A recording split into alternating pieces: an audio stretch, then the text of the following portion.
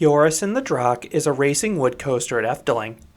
Built by Great Coasters International, this ride is everything I wish Hershey Park's Lightning Racer was.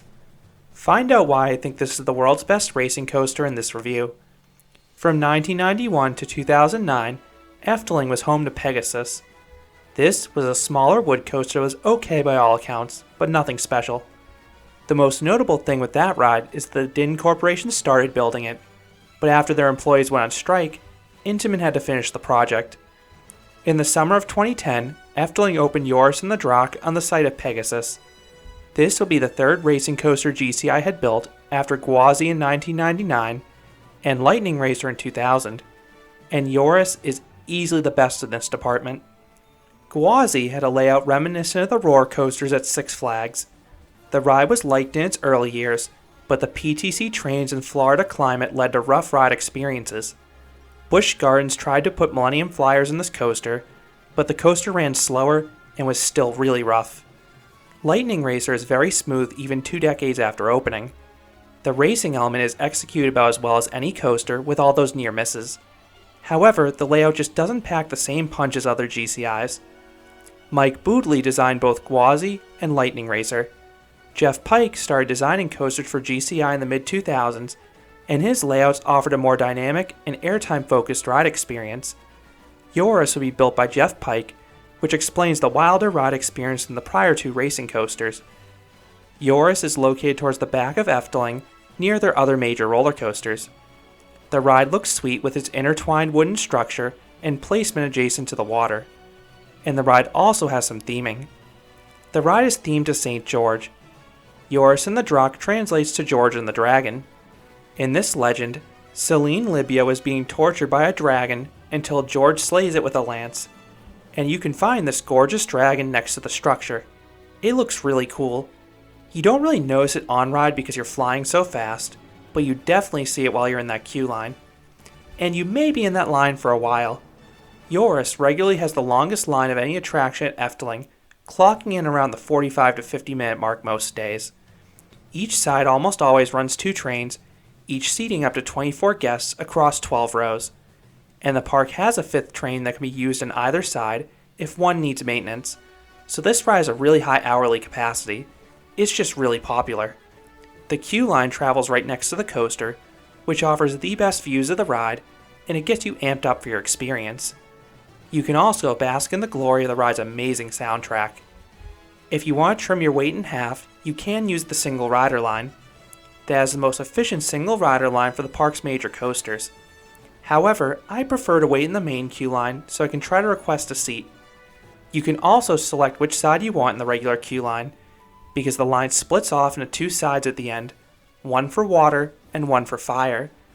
Outside of COVID times, the staff working at Efteling has been accommodating the seating requests. For the best ride experience, you absolutely need to be in either the very front or the very back of the train. The middle seats are significantly tamer, and the ride's height restrictions back this up. The middle cars have a lower minimum height limit. I think it's awesome how Efteling was able to achieve that for younger guests, but as a thrill seeker, I want to avoid those seats if I can. The station is lively with the trumpets blaring whenever a train dispatches, and whenever a train returns, one of 2 things can happen. If that train is victorious, a celebratory banner drops. If the train lost the race, a chorus of boos rain down similar to what happens when the Yankees visit Fenway Park. There are 2 aspects about the racing element I really appreciate on this ride. One, it always races. The one exception is if the ride has a technical fault, which I did see after a lift stop in my 2021 visit. But that is an exception. 2, the winner seems to be genuinely random. On some racing coasters, one side almost always seems to win. The Millennium Flyer trains feature the familiar seatbelt and T-bar restraint combination. As always with this style of restraint, I strongly recommend holding onto the lap bar after it's checked. Otherwise, it'll continuously ratchet tighter during the ride's valleys. Once dispatched, you ascend the 82-foot or 25-meter tall lift hill. It's one of GCI's smaller coasters, but that height doesn't hold it back. At the top, you turn 180 degrees, getting some okay laterals due to the lack of banking. You then head down a rare straight drop on a GCI, and if you're in the back, you'll get some nice floater airtime here. In the outward leg, the two tracks run side by side, creating some exciting visuals. The sense of speed is awesome between that racing and surrounding wooden structure. You then ascend a triple up. All three hills deliver nice floater pops up front. Towards the back of the train, you get much weaker pops in the first two hills. Then, the subsequent drop is one of the largest on the ride, so if you're in the back, you'll get some solid floater airtime there. You then whip around a speedy turnaround that gradually banks upwards, but you get some good laterals along the way. The element ends in a double down, and if you're in the back, you get the two strongest pops of airtime on the ride back to back. You really get popped out of your seat. Towards the middle of the train, you only get faint pops by comparison. The middle section of the ride is a series of bunny hills. This is the one section of the ride where you really can't see the other side, but the elements are mostly identical. The one difference is that Water has an extra bunny hill after the double down. Water's bunny hill gives a decent pop of airtime throughout the train. It's really tiny.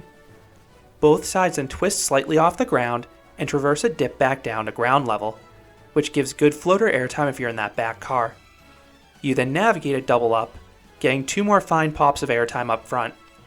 Then the drop on the other side of the element gives floater airtime in the back. The entry into the turnaround is a bank double up, giving two more pops of airtime for those up front. The middle sequence is fast-paced and particularly good up front. If you're in the middle of the train, this section just doesn't deliver in the force department. The two tracks reconnect on the turnaround as they twist towards each other for an exciting visual. Now I love the first two-thirds of Eurus, but the finale is pretty lackluster. You have an extended bit of straight track followed by a weak turn, a nothing bunny hill, and another weak turn. Some of those turns are slightly outward banked, which is cool, but you don't really feel it on ride. It's a buzzkill that this finale is so weak after the great start. The one redeeming factor is that you're at least racing the other train. You then hop onto the brake run, getting a little pop of airtime if you're up front. And this ends the 2,657 foot or 810 meter long coaster.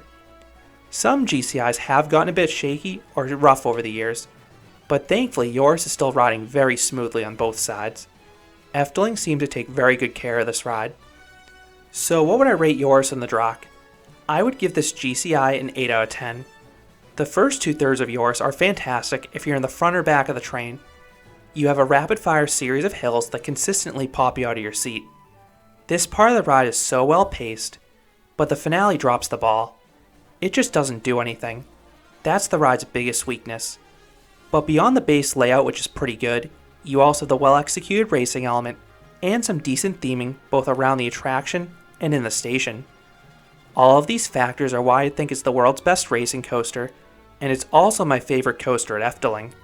So those are my thoughts on Eurus and the Drac. What are your thoughts on this GCI? Do you agree it's the world's best racing coaster? Let me know down in the comments.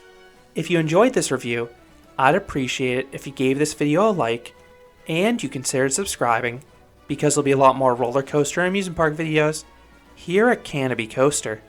Thanks for watching.